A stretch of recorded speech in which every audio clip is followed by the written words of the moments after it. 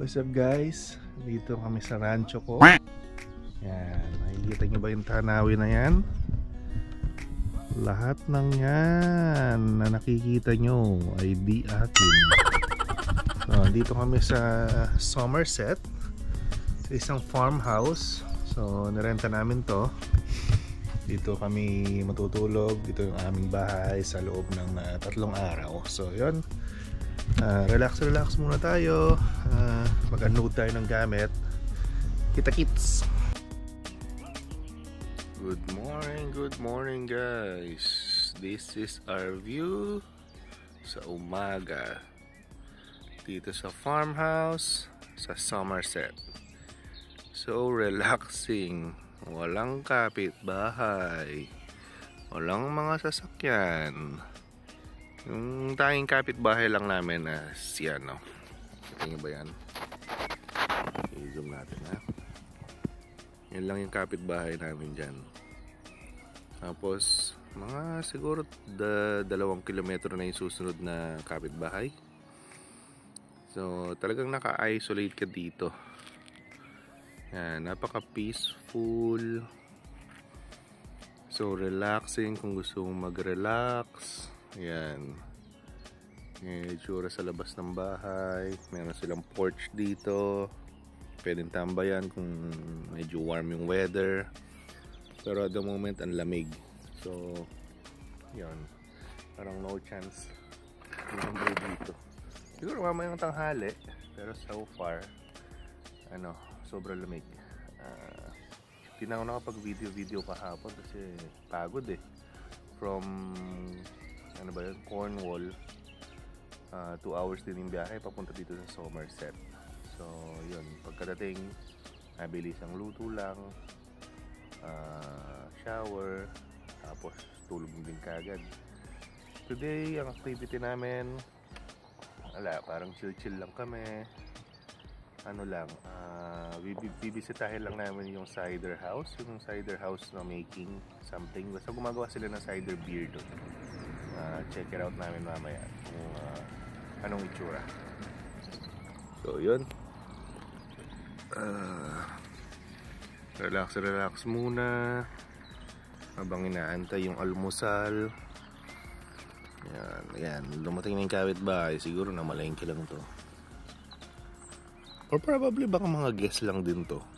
Baka lang din to, mga pinaparenta lang din nila. Kasi pang mayaman tong lugar na to, feeling ko. Kasi mga parang pang summer house lang nila, vacation house. Ayun. Alright guys, room tour ko lang kayo. House tour pala, house tour. Yan natin kung ang itsura. So dito yung front door. Yan, pagpasok mo dyan. Dito yung parang reception area. Tapos ito na yung sala. Magulo na lang kasi the next day na to eh. Hindi na ako nakapag-room tour kagabi. So yan, malaking sofa. Meron silang functional na fireplace. Ayan, may TV sila dito. Tapos ito yung kitchen, may oven, stove.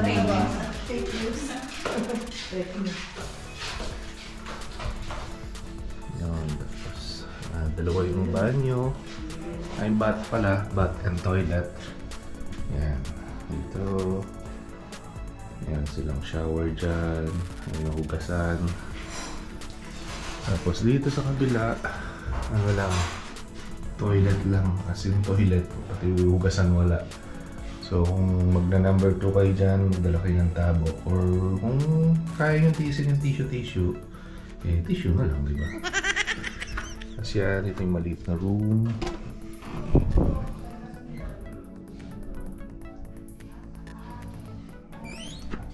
Yun, may 2 bed doon, may natutulog po kasi. So hindi ko na napakita na maayos. Tapos ito yung isang malaking room. Dito kami natulog. Ayan. Nagulo, sorry ha. Parang same size lang itong isa. Ayan. Mas malaki siguro konti yun. Parang Mas malaki yung master siguro, tas ito. Pero malaki na rin to.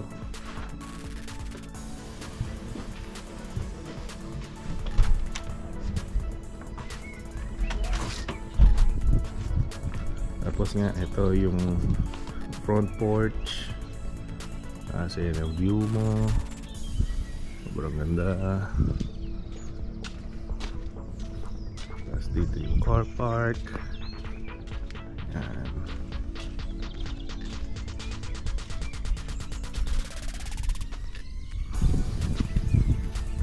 Tapos ito yung garage. Tapos meron din silang backyard. Ang backyard. Yan o. Party ka dito. Walang kapitbahay. At magingay ka dito. Ayos lang. Yan. Kung magsasampay. May washing room, ano rin sila doon, washing machine area. Kaso nakalock. Hindi na inano. Hindi siguro kasama sa pinaparenta. Bali ito yun. Yan, may lock. Yo guys, what's up? Ito, nagre-ready kami, alis kami. Punta daw kami dun sa parang cider making na cafe. Yun, share ko lang sa inyo yung view ko. Ayan. This is from the sala. Tingnan mo naman kung gaano kaganda yung view. Here's the window. Ayan, oh, sobrang ganda. Siguro hindi nyo ma-appreciate dahil malayo, no? Pero pag nandito kayo personally, ayan, nakikita nyo talaga puro ano siya, land, fields. Para siyang picture frame ng ano, di ba? Napaka-peaceful. Ganda ng weather. So, yun. Wala lang, na-share ko lang. So, yan. Kita-kits tayo mamaya.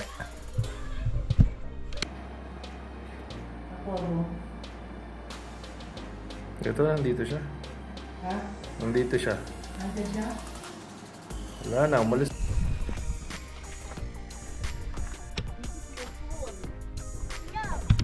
Alright, dito na kami sa Paris Cider. Yan. Yan ang parking space nila. Itong entrance. Tingnan natin anong ino-offer nila dito. Alright, samahan nyo kami. Explore natin ang place.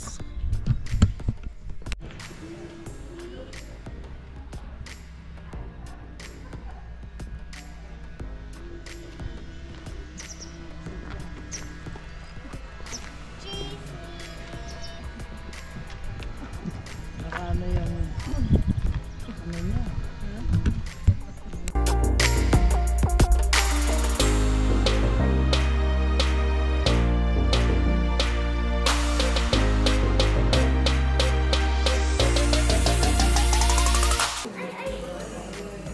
Popo.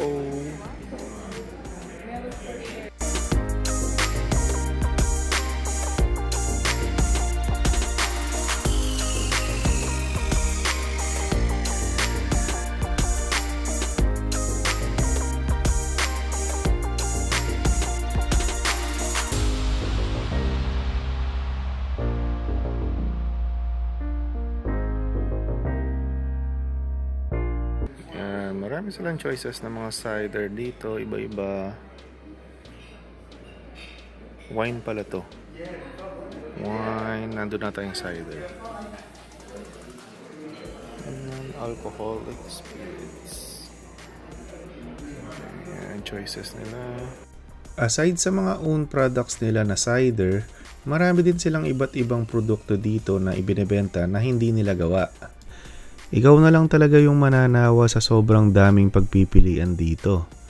Lalo na kung mahilig ka sa mga alcoholic beverages. Though meron din naman mga non-alcoholic drinks na pagpipilian. So they still try to cater everyone dito sa shop na ito.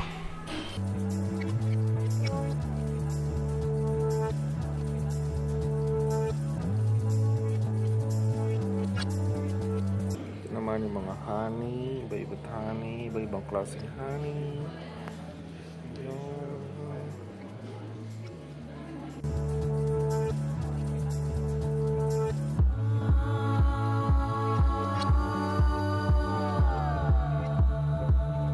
Ito naman yung frozen area nila wherein may mga frozen fruit sila rito at mga pastry. Ang binili namin is yung chocolate bread at cinnamon roll na frozen para may pang-almusal kami kinabukasan since may oven doon sa nirentahan naming bahay. Okay naman yung lasa, though nothing too fancy, saktuhan lang ba? Heto naman yung kinain namin rito. Sa akin is parang lamb wrap and then kay Mrs. parang ham and cheese na may stuffed egg na meat. The next day.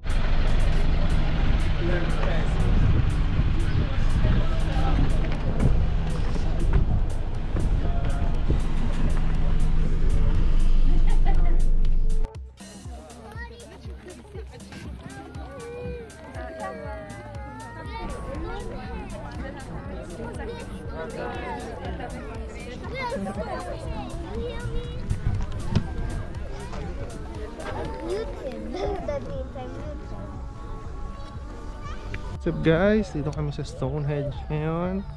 Lakad-lakad lang dito sa palibot ng mga bato-bato. Yan.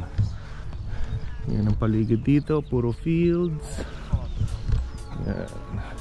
Tapos nandun yung bato-bato. Yan o. Ano dito?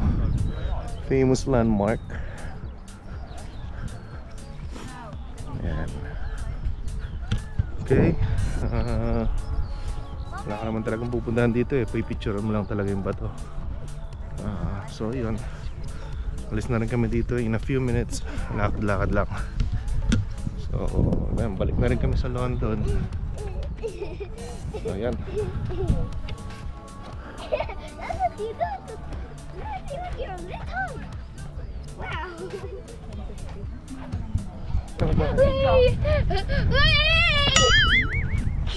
Meron kaming tinry na gayahin na post dito sa background na ito.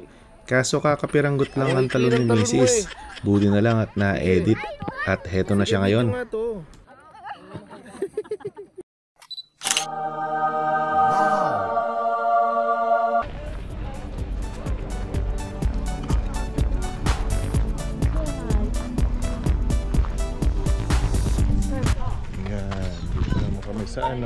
Sa may reception area. Sa labas ng reception area ito mga kubo-kubo.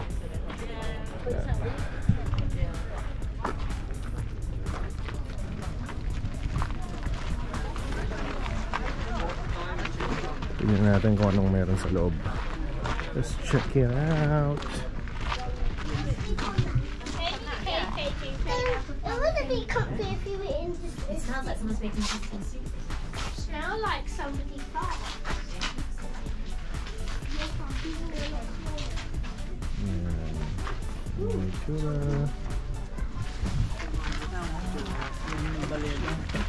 Okay, so dito ko na naman tatapusin ang last episode ng aming family trip dito sa UK kung saan nagbakasyon ng nanay at ate ko dito. So hanggang sa muli, paalam!